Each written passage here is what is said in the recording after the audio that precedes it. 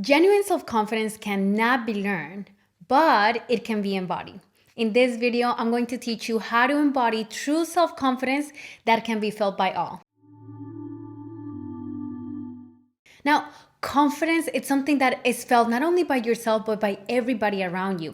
And confidence is an energy that allows you to really walk into situations feeling safe and feeling comfortable. And whenever you're feeling safe and you're feeling comfortable, other people can also experience that as well. If you'd like to learn more about cultivating self-confidence and creating a feminine-centric lifestyle, then make sure to subscribe to my channel and check out all the different free guides and masterclasses in the description box below. My name is Silvana, and I am the founder of Venusian Woman, a movement that seeks to reignite feminine wisdom through the practice of unconditional self-love. One of the most important pieces in the puzzle towards womanhood is for women to really learn and master the art of self-confidence. Because self-confidence is what gives us that, it's like a dress that cloaks us, and it allows us to express ourselves in different ways, to be received in a different way by other people, and it makes our voice and our presence important because it is claiming the space that we're occupying. So it is a very powerful force, and most women in this world that are like doing big things and they have claimed their spaces, you can actually feel an air of confidence. And sometimes it's real confidence, sometimes it's not really that real. And how do we know? Because we can feel it. Confidence is an experience that not only we feel ourselves whenever we are sitting in that energy, but that other people can feel. And the way that other people feel in the presence of true confidence is comfort.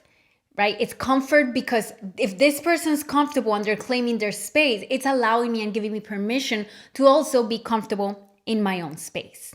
Now, there are three basic elements that will allow you to really master the art of self-confidence. The first basic element to experiencing genuine self-confidence is emotional mastery.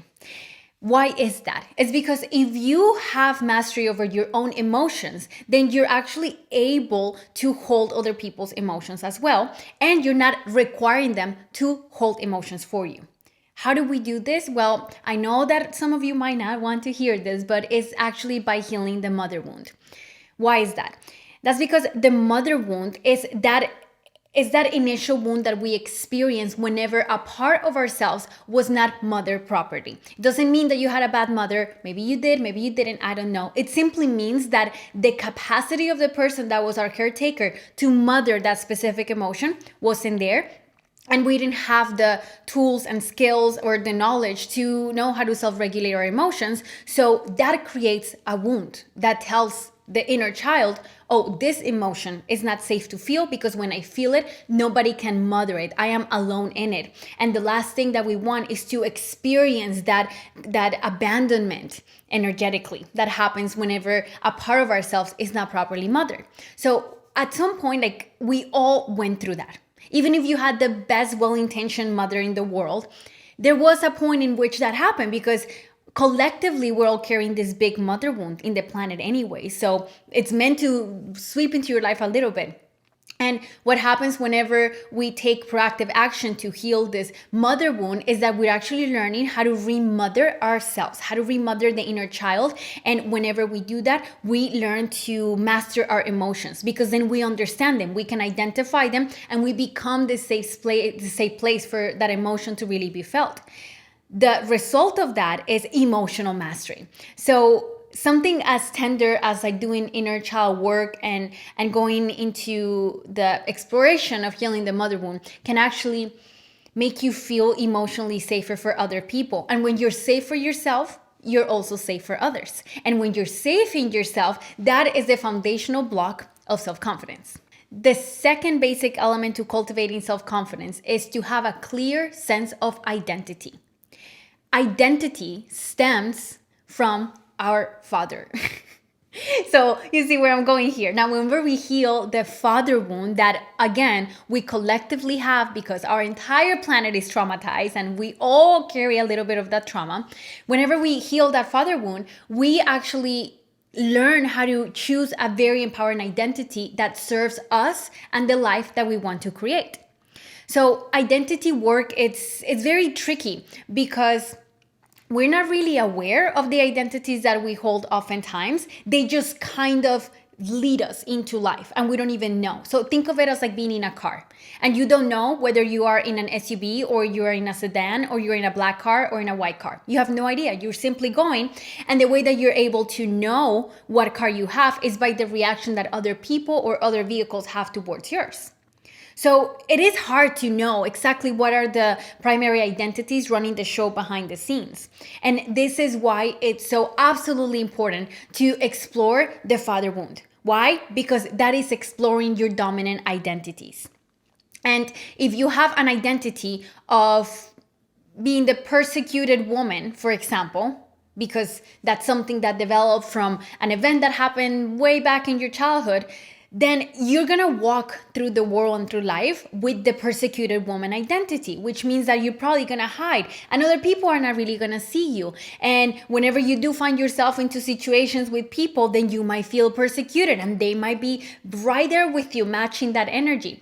So doing this inner work of exploring our identities, not only it frees us from feeling that, that there's something wrong with us, because then we come to the realization, oh my God, I've been carrying this identity. I actually run through my life in this car, in this vehicle, and that's why people respond to me in this way. Not only you'll be able to see that, but then you also are able to choose an identity that actually serves you.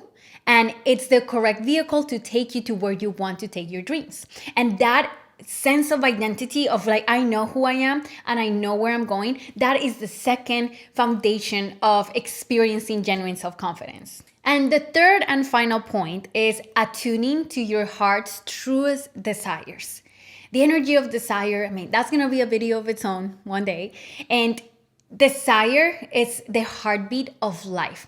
And as women, it's very important for us to be connected to our desires and be connected to what is it that our heart really wants. And there is a difference between desires that were implanted or imprinted upon us by our parents and society, schools, or whatever in the world you are.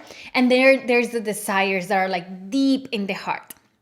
Those desires can only be extracted when there is safety and when there is a clear sense of identity that it is safe for you to have those desires.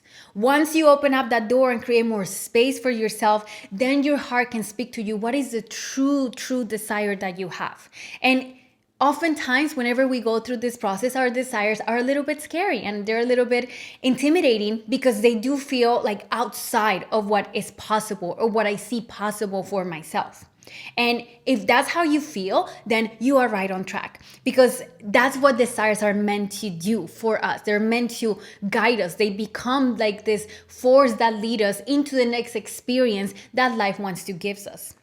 So attuning to our heart's desire is giving us a clear sense of direction. So if we talked about, like in the second point, that the identity is kind of like the vehicle, what houses you, the desires are both the GPS and the location that you're going. So how you move through it is going to change if you know where you're going. For example, let's say that you're in your car, in the vehicle of your identity, and you know you're going to a party. That drive over there is gonna be fun, and you're gonna be like checking yourself, making sure everything's looking nice. You're gonna be putting some amazing music, getting in the mood, daydreaming about all the different things that you're gonna experience at this party, food you're gonna eat, the people you're gonna see, the laughter. It's gonna be such an enjoyable ride. Versus if you're going to court, for example, and you don't want to go there, okay? Or if you're going to just some crappy place and it's just not the same. So having a clear sense of desires of where I'm going in my life, what is true to me, and where does my heart want to go, is actually going to make you experience a genuine self-confidence, because you house all your emotions. You are very clear on your sense of identity and you know exactly where you are going. And that is how you get to actually embody genuine self-confidence. It's not about reading. It's not about like staying in the mind. It's about putting these things into practice. So if you want to get started on that, start exploring your relationship to the mother wound, the father wound, your relationship to your desires, and take an inventory of your life. Just notice where you're at with the energy. How do you feel about confidence? And what does confidence feel like to you in your body as a sensorial experience? So let me know in the comments below what is one practice that helps you cultivate more self-confidence, and I'll see you guys next time.